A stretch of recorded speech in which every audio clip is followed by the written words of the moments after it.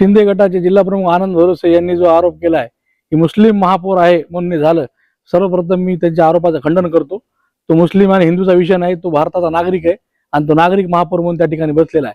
आणि कोणताही भारताचा नागरिक कोणत्याही कोणाच्या धार्मिक भावना दुखवतील असं वागणार नाही, असं आम्हाला या गोष्टीबद्दल त्यांच्याबद्दल आम्हाला खात्री आहे. आणि राहिला विषय त्या प्रकरणाचा, मी त्या प्रकरणाची पूर्ण माहिती घेतली असता 24/12/2025 रोजी त्या भागातील चांदणे नावाचे ग्रस्त त्यांनी पत्र दिलं होतं की त्या हनुमान मंदिराच्या परिसरामध्ये काही लोक झेंडा लावून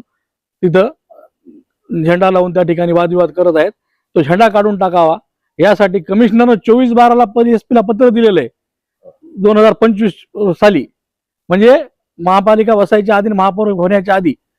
तर आणि काल रात्री अचानक 3 वाजता जर तिथं प्रशासन करते तर प्रशासनाला हाताला धरून परभणी जिल्ह्याच्या पोलीस प्रशासनाला आणि महापालिकेचा आयुक्त नितीन नार्वेकर जो आहे याची पण नार्को टेस्ट करा. याला शहरात का वातावरण बिघडवायचे का?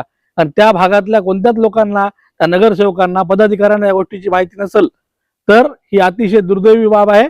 कारण की कोणतीही घटना घडायला तुम्ही रात्री 2ला आणि 3ला काय ही काय रजाकारी आहे का त्या पद्धतीने कारवाई करायला? पण याच्यावरून मला एकंदर असं दिसून येतंय की नितीन नार्वेकर याचीच नार्को टेस्ट सर्वप्रथम केली पाहिजे की त्याला 12व्या महिन्यातलं पत्र आणि काल रात्री पोलीस प्रशासन देत असेल तर प्रशासनाच्या संगमतानं कुठेतरी परभणी शहरामध्ये एक अल्पसंख्याक समाजाचा चेहरा खुर्चीवर बसलाय, तिला डागाळण्यासाठी, त्याची प्रतिमा खराब करण्यासाठी या पद्धतीचं राजकारण शिवसेना शिंदे गट करत आहे, मला असं याच्यावर दिसून येत आहे. या प्रकरणामुळे परभणी शहरातील नागरिकांच्या ज्या धार्मिक भावना दुखवल्या गेल्या आहेत त्या भावना दुखवणाऱ्या या प्रशासनाचा सर्वप्रथम निषेध व्यक्त करतोच व संबंधित कर्मचाऱ्यांवर, मनपा आयुक्तावर कठोरात कठोर कारवाई झाली पाहिजे. यासाठी आम्ही उद्या सर्वजण मिळून प्रशासनाशी भांडू या विषयावर.